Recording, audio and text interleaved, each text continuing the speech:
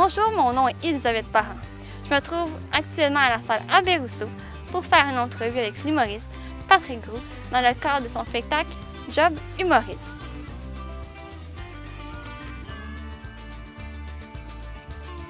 C'est ça que ça ressemble quand que... Ah, c'est fou! Ouais, hein? Mais je trouve que tu vois quand même super bien. Oui. Ouais? Et pourtant, quand tu es sur la scène, tu as tellement l'impression que c'est loin.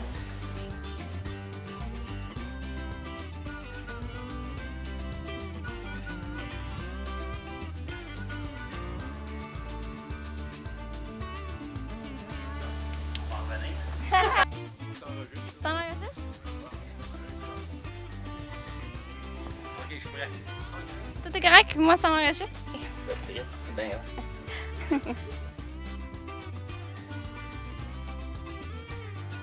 Bonsoir, Patrick. bonsoir, ça va bien? Oui, toi? Oui, ça va super bien. Dis-moi, comment tu te sens revenir à la salle Albert Rousseau? Aïe, aïe, aïe, Albert Rousseau. Quelle salle incroyable. J'adore ça, jouer ici. J'ai joué souvent, j'ai eu ce privilège-là. Puis là, en plus, on fait l'entrevue au deuxième balcon. On est au plus haut, là, puis c'est bizarre.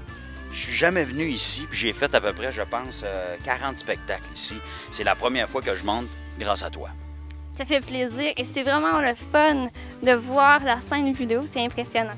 Oui, tu sais, nous autres, pas qu'on prend pour acquis, là, je pense pas que je prends pour acquis, mais tu sais, on fait le spectacle, on est nerveux, on pense à notre show, on pense à nos textes, on arrive sur scène, puis là, on sait qu'il y a beaucoup de gens, on les entend, il y a beaucoup de lumière, tout ça, on est un peu aveuglé, fait qu'on...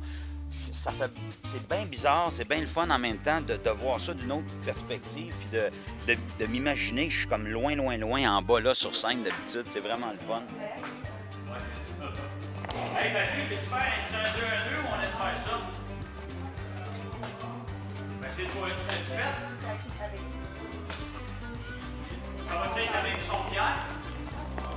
Bon, ben, regarde. D'après toi, qu'est-ce qui fait que dès tes débuts de carrière, tu t'es démarqué des autres humoristes? Aïe, aïe, aïe, aïe, aïe. Ça, c'est ce qu'il y a de plus difficile quand tu es humoriste, d'essayer de te démarquer. Je pense qu'on n'invente rien. Hein? Il y a eu des bons humoristes avant nous. Il y a des humoristes partout dans le monde aussi. Donc, c'est certain qu'on est un peu influencé. Mais je pense que quand on commence à faire de l'humour, on fait des bars et tout ça, c'est un laboratoire. Donc, on essaie plein de trucs. Je pense que c'est le moment là de... C'est un bon moment pour découvrir son style, savoir, bon, mais qu'est-ce qui marche bien avec ma personnalité, qu'est-ce qui marche moins bien, essayer d'être le plus original possible, de prendre des risques, d'essayer des affaires, des gags que tu n'as pas entendus souvent, ou choisir d'autres avenues, d'autres thèmes. Fait que c'est très expérimental, puis à un moment donné, je pense qu'on vient qu'à se trouver un style qu'on aime. Je pense que c'est le public, en fait, qui décide. Moi, par exemple, il y a des moments où j'ai essayé de faire des gags un peu plus... Tu sais, moi, déjà, je fais un petit peu de gag cru dans mon show, ça arrive, mais à un moment donné, j'avais essayé un numéro un petit peu plus élevé, puis ça m'allait moins bien. Tu sais, à un moment donné, tu apprends à te connaître, tu sais ce que t'aimes, ce que t'aimes moins, ce que les gens aiment, puis aiment moins aussi. J'ai-tu répondu à ta question? Oui, oui, très belle réponse. Est-ce que tu pourrais nous partager une anecdote de tournée qui t'est déjà arrivée? Oh, je pourrais en raconter plusieurs qui se racontent pas. Je vais essayer d'en trouver une qui se raconte. Qu'est-ce que je pourrais te conter? Ben, c'est arrivé récemment. Ça, c'est niaiseux, mais ça m'est arrivé dernièrement. Il y a un gars qui est tombé sans connaissance pendant mon show à Sainte-Thérèse. Et c'était l'été dernier. Puis j'étais en train de parler, puis à un moment donné, j'ai entendu « BOUM! » Le gars, il est juste tombé de sa chaise, il s'est frappé la tête à terre. Et là, les gens ont un peu paniqué autour. Ça a été long avant qu'il se réveille, puis tout ça. Alors, on demandait s'il y avait un médecin dans la salle et tout ça. Finalement, il y avait un médecin qui a donné un coup de main. Puis c'est le genre d'affaires, ça, le genre d'anecdote, plus de show que de tournée, mais ça m'est arrivé, ça aussi. C'est la deuxième fois que quelqu'un perd connaissance pendant mon show. Ça doit être mes cheveux. Et il y a eu 2 femmes pendant mon spectacle qui ont eu leur contraction.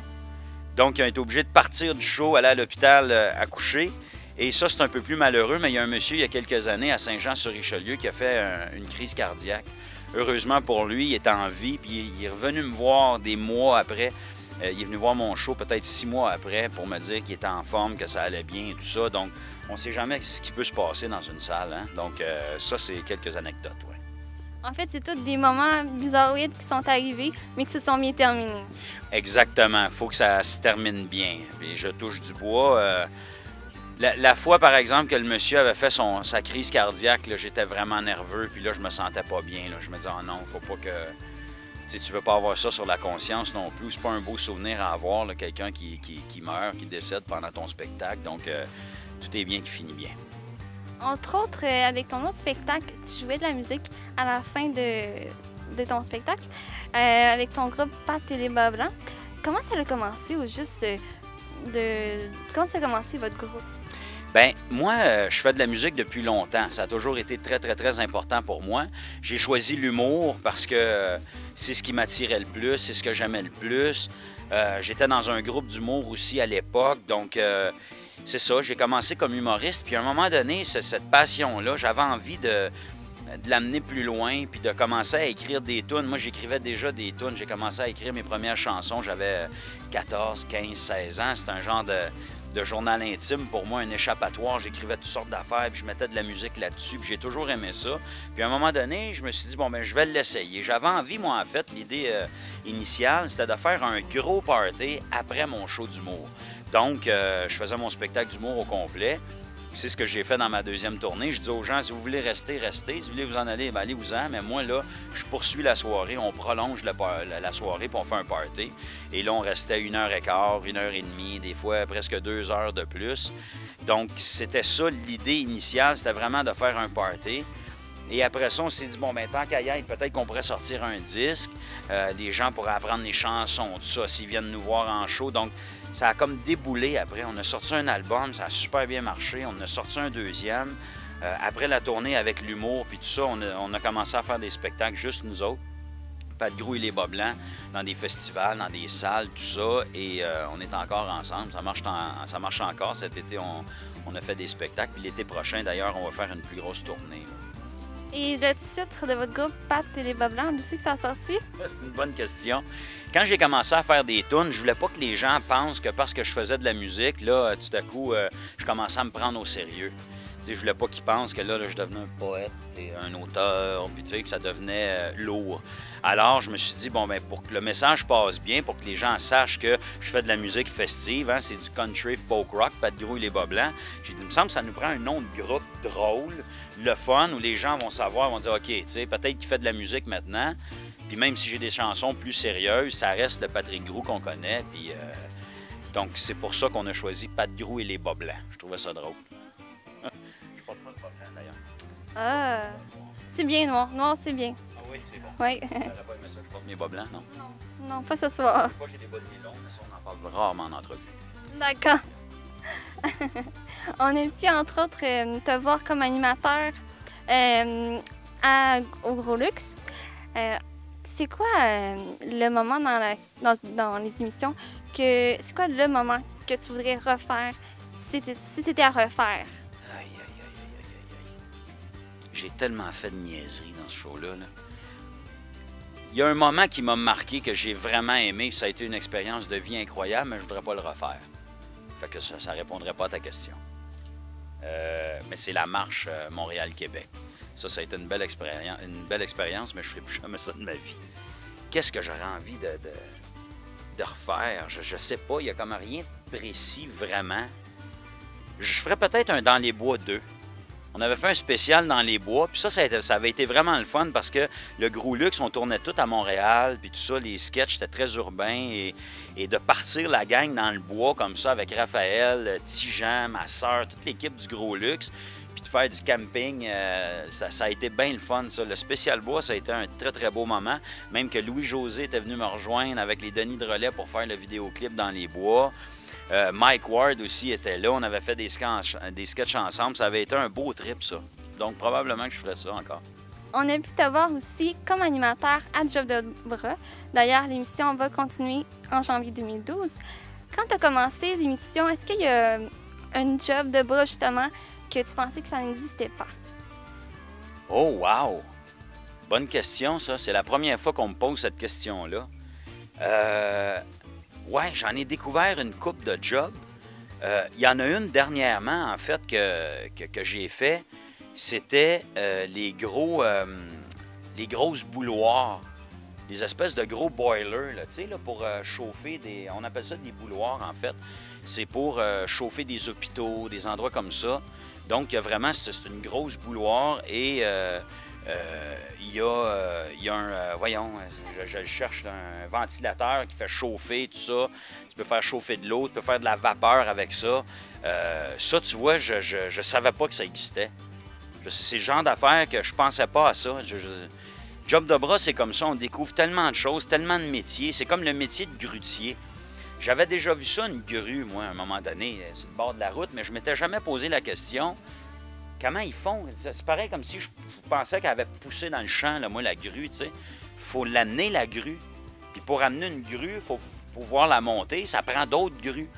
Fait que ça prend 2 grues pour monter une grue, puis une 3e grue pour monter... En tout cas, écoute, c'est une affaire de... Tu vois, c'est des métiers comme ça qu'on connaît pas, qu'on prend un peu pour acquis, puis de pouvoir travailler avec ces gens-là, puis les rencontrer, bien, on apprend plein de trucs. Entre autres, on a pu vous voir dans le gala Juste pour rire avec Mike Ward incarné Simon et Henri. Dis-moi, comment tu trouves ça incarner quelqu'un qui a des problèmes de santé mentale? Moi, c'est parti d'un numéro à moi que j'avais dans le temps. Moi, la santé mentale et la maladie mentale, en fait, plutôt, m'a toujours fasciné. Ça m'a toujours touché énormément. Moi, j'ai eu une blonde qui a travaillé avec des schizophrènes. C'était des cas lourds. Et j'allais les voir une fois de temps en temps, tout ça. Puis c'était à l'époque, ça, on recule il y a longtemps, à l'époque de la désinstitutionnalisation. Quand on prenait ces gens-là, on les sortait des hôpitaux, on les jetait presque à la rue en disant « Bon, ben arrangez-vous avec vos troubles ». Puis moi, j'ai vu ce que ça a fait, ça. J'ai toujours été très proche aussi des itinérants, puis tout ça. Puis en tout cas, c'est un thème qui me fascinait. Et j'avais envie d'en parler, de passer un message, mais en étant drôle, évidemment. Le premier texte de Simon Perron que j'avais écrit, c'était un texte solo. Mike Ward n'était pas là dans ce temps-là. C'était un texte dramatique. C'était même pas drôle. On dirait que je trouvais rien de drôle avec ça. J'étais juste trop frustré puis de voir qu'on abandonnait ces gens-là et tout ça. Fait qu'à un moment donné, j'ai comme créé le personnage de Simon Perron, qui n'est pas un schizophrène. On ne sait pas trop c'est quoi. On sait juste qu'il est vraiment bizarre. Mais je parlais, quand j'ai fait mon premier numéro, je parlais beaucoup je parlais de suicide, je parlais de désinstitutionnalisation, je parlais de ces gens-là. Il y avait une certaine tristesse aussi derrière l'absurdité du personnage et tout ça. Puis quand j'ai rencontré Mike Ward, lui, il y avait un personnage un peu plus absurde qui s'appelait Henri. Simon, moi, mon personnage, il tripait sur les écureuils, il faisait des affaires bizarres avec. Et Mike Ward, lui, son personnage d'Henri, tripait ses dindes. C'est bizarre, mais c'est ça. Et là, on a commencé à se parler de nos personnages, puis on trouvait ça drôle. On a fait à un moment donné un spectacle pour Zone Interdite, qui était un show qu'on faisait à l'époque. Et on avait décidé de rassembler ces 2 personnages-là ensemble, de les asseoir sur un banc de parc. Et c'est devenu Simon et Henri. Mais c'est toujours touché, ce genre de numéro-là, ce genre de personnage-là, parce que tu ris pas de la maladie mentale, mais en même temps, je pense qu'en humour, il faut être capable de rire de tout, il faut être capable de dédramatiser aussi. Ça fait du bien des fois. Dans mon spectacle que vous allez voir ce soir, il y a un petit bout où je parle de la mort. Puis j'ai des gens qui viennent voir mon spectacle ce soir qui ont vécu quelque chose de douloureux dernièrement. Puis je me disais, bon ben, tu sais, ça me tentait plus, on disait, de faire le numéro parce que pour eux autres, c'était trop nouveau. Je voulais pas les blesser, mais en même temps, je me disais, écoute, c'est correct aussi. À un moment donné, il faut être capable de dédramatiser, puis être capable de rire de moments graves. Ça nous fait du bien aussi des fois. De dédramatiser, pour moi, ça a toujours été important, puis c'est pour ça que je fais de l'humour. Donc, je vais quand même le faire, le numéro, même si c'est des amis qui ont vécu quelque chose de difficile et tout ça. Je me dis que, tu sais, dans la vie, moi, l'humour, il faut être capable j'ai toujours dit, d'assumer puis de défendre ce que tu fais. Puis moi, je suis un gars très sensible, qui a beaucoup de respect pour tout le monde, mais je pense qu'en même temps, que ça peut faire du bien des fois de rire de nous-mêmes, puis de rire des autres, puis de rire de tout le monde ensemble. Bref. C'était long ma réponse, hein? Intéressante et drôle. Ah, ben, merci. Est-ce que tu pouvais me dire en une phrase comment tu trouves Mike Ward quand il joue avec toi? Quand il joue avec moi, en un mot, une phrase, spontané et baveux. Parce que nos textes, Mike aime ça me surprendre. Puis moi aussi, mais il le fait plus souvent que moi. Lui, il sort du texte puis il me lance sur des pistes qui n'ont pas rapport. Il me liche la face, il me rentre des doigts dans les yeux. Il n'y a rien qu'il fait pas pour me déstabiliser. Donc, c'est ça. Et si on avait à faire une émission Job humoriste, tout comme l'émission Job de bras, qu'est-ce qu'on pourrait voir, exemple, avec vous? Oh! Hey, t'as vraiment des bonnes questions. Ah, ben là, on verrait probablement quelqu'un qui écrit un spectacle pendant 1 an, parce que c'est à peu près ça que ça prend, hein, écrire un spectacle. On rencontrerait mes auteurs, parce que j'ai pas écrit ce show-là toute seule. On verrait mon metteur en scène, on verrait le concepteur d'éclairage, mon directeur de tournée, mon gars de son, on verrait toute l'équipe. Puis on verrait en même temps comment ça peut être long et laborieux monter un show d'humour. Parce qu'un show d'humour, quand on voit ça, normalement, c'est très spontané, c'est vite, c'est appris par cœur. Donc ça, on a comme l'impression un peu que c'est facile quand on va voir un show et c'est correct parce qu'on travaille très, très fort pour que ça ait l'air facile. Fait que probablement qu'on verrait, j'aimerais ça qu'il y ait une émission là-dessus, qu'on puisse voir tout ce qui se passe derrière. Ça serait très, très intéressant. En terminant, Patrick Gou, je veux te remercier d'avoir accepté l'entrevue et d'avoir monté toutes ces marches pour venir me rejoindre en haut. Bien, ça me fait plaisir et monter ces marches-là, bien, ça m'a fait du bien. J'en ai pris un peu dernièrement. Et pour en savoir davantage sur toi, on peut aller sur ton site web, patrickgou.com. Oui, vous pouvez me suivre aussi sur Facebook, Twitter et toutes sortes d'affaires de même. Et merci! Ça me fait plaisir. Merci à vous autres. Merci. Salut.